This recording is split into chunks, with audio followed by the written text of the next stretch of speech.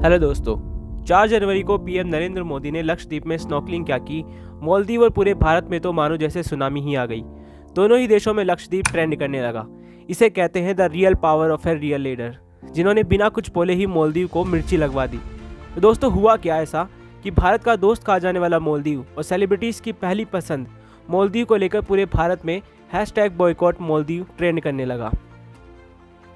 India से लगभग 2030 kilometre दूर हिंद महासागर में एक छोटा सा आर्कीपेलगो देश है मालदीव, जिसकी कुल जीडीपी $5.4 बिलियन है, जो कि भारत के जीडीपी $3.18 ट्रिलियन के आसपास भी नहीं टिकती। इतना पैसा तो भारत डोनेट कर देता है। दोस्तों, ये बताना इसलिए भी ज़रूरी हो जाता है क्योंकि जब मालदीव में बैठे कुछ लोग जो सो कॉल्ड मिनिस्टर की पोस्ट को होल्ड करते हैं और बिना दिमाग के सोचे समझे अनपढ़ गंवारों जैसी बात करते हैं।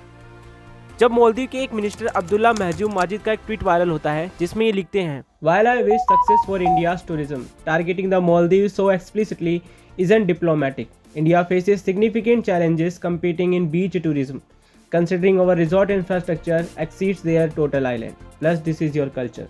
और कल्चर की तरफ दिखाते हुए ये भारत की ऐसी तस्वीर पोस्ट करते हैं जो कि बिल्कुल रिडिकुलस है। और सीरियसली ये महानुभाव उस देश के बारे में ये बात लिखते हैं जिसने बुरे वक्त में इनकी कंट्री का साथ दिया था। जिन देश के लोगों के पैसों से इनके घर का चूल्हा जलता है, इसे कहते हैं जिस थाली में खाया उसमें छेद नहीं बल्कि पूरी थाली को ही तोड़ डाला। और केवल यही नहीं, इनके अलावा भी कुछ और मिनिस्टर्स हैं जो भारत के खिलाफ लगातार जहर उगल रहे हैं। इसमें एक नाम है मरियम शिवना का। इनका भी एक डेरोगेटरी ट्वीट वायरल होता है जिसमें ये पीएम मोदी की स्नॉर्कलिंग करती हुई फोटो शेयर करते हुए लिखती हैं कि what a clown, the puppet of Israel, mister Narendra diver with the life jacket. पहले लक्षद्वीप आकर जरूर देखें।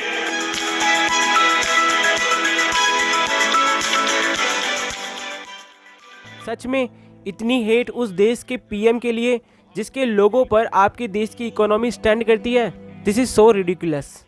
एक न्यूज़ रिपोर्ट के अनुसार मालदीव में जाने वाले हर 6 टूरिस्टों में से एक भारतीय है। 2021 में जब कोविड-19 अपने पीक पे था, तब भी मालदीव में ट्रैवल करने वाले टूरिस्टों में भारतीयों की संख्या सबसे ज़्यादा लगभग 2.11 लाख थी।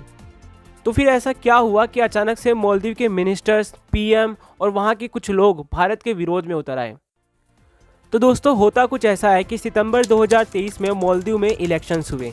इस इलेक्शन में इब्राहिम मोहम्मद सोली हार गए और जो नए प्रेसिडेंट चुने गए मोहम्मद मुइज़ू, जो कि प्रो चाइना कहे जाते थे। इनका जो पूरा चुनावी प्रोपेगेंडा था वो इंडिया के अगेंस्ट और #इंडियन मिलिट्री आउट पर टिका हुआ था। इनका कहना था कि भाई हम इंडियन आर्मी को तो किसी भी तरीके से बाहर निकालेंगे और हम किसी भी तरीके से इंडिया और चाइना के जियोपॉलिटिकल वॉर में नहीं पड़ना चाहते। चुनाव जीतने के बाद मोहम्मद मुइज़ू ने एंटी इंडिया एक्ट करने शुरू कर दिए, जैसे कि सालों से भारत और मालदीव के बीच अच्छे रिलेशन रहे हैं। इसी कारण मालदीव का एक कल्चर रहा है कि जब भी कोई नया प्रेसिडेंट बनता है तो वो सबसे पहले इंडिया को विजिट करता है। लेकिन मुइज़ू साहब जाते हैं तुर्की, और ये भी नहीं, इसके बाद जनाब जाते हैं चाइना।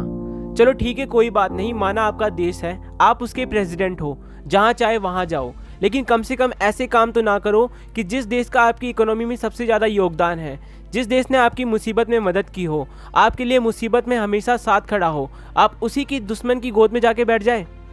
तो दोस्तों, अब आप समझे होंगे कि क्यों मोदी जी ने लक्षद्वीप को प्रमोट किया, और प्रमोट भी ऐसा किया कि लिटरली लक्षद्वीप लगातार इंडिया और मालदीव में ट्रेंड कर रहा है। वैसे तो अगर किसी जगह को या उसके टूरिज्म को प्रमोट करना हो तो जनरली बॉलीवुड या हॉलीवुड सेलिब्रिटीज़ की आवश्यकता होती है, पर मोदी जी की तो बात ही कुछ और है।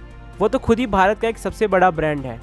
और ये जो पीएम मोदी की विजिट है लक्षद्वीप में, इससे जो सबसे ज़्यादा फायदा होने वाला है वो लक्षद्वीप को ही होने वाला है। पीएम मोदी की विजिट से मालदीव को एक ज़बरदस्त झटका लगा है, जैसे कि अब भारत में #बॉयकॉट मालदीव ट्रेंड कर रहा है। एक ही दिन में भारतीयों ने मालदीव में 8000 होटलों की बुकिंग कैंसिल कर दी। ईज माई ट्रिप जैसी कंपनी ने मालदीव के लिए सारी फ्लाइटें कैंसिल कर दी। इन सबको देखकर लगता है कि मालदीव ने अपने पैरों पर खुद ही कुल्हाड़ी मार ली। बस अब देखना यह है कि मालदीव का बुखार कब तक उतरता है।